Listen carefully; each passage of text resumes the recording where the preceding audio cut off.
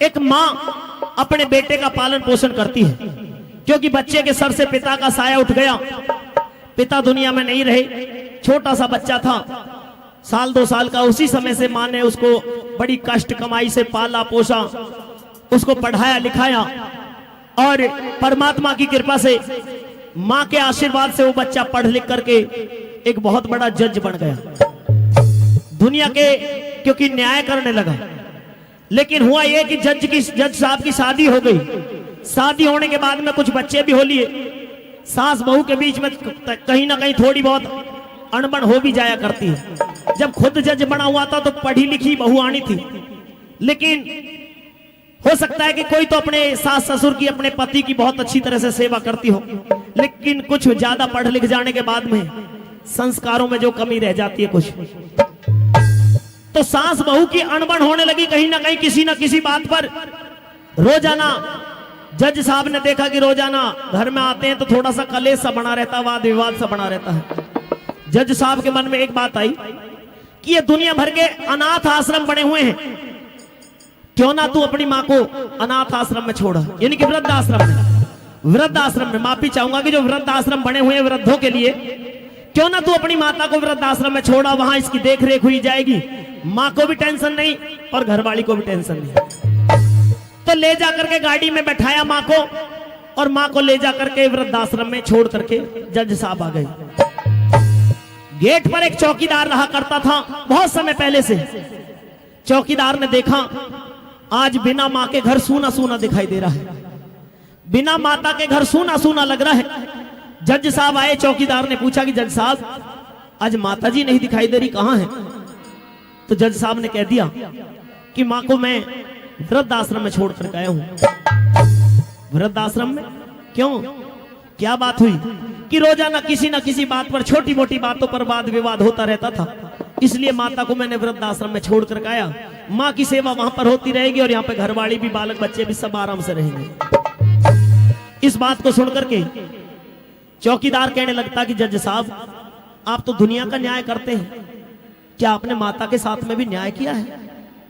आप बताइए, बचपन से लेकर के आज तक आपको माता जी ने पाला पोसा, पढ़ाया लिखाया, इतनी अच्छी शिक्षा देकर के, इतना अच्छा पढ़ा लिखा करके आपको जज बनवा दिया, और आप उसी माता जी को एक वृद्धाश्रम में छोड़े आए।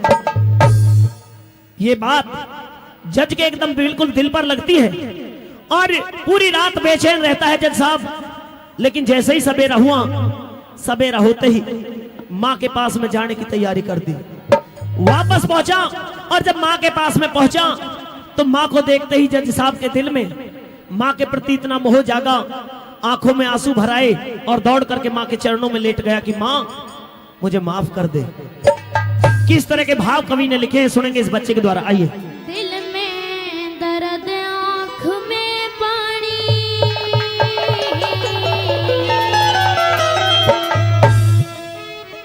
होगी जज की चौपट वाणी में सो कित का इंसाफी री माता, दे दे मने माफी री माता।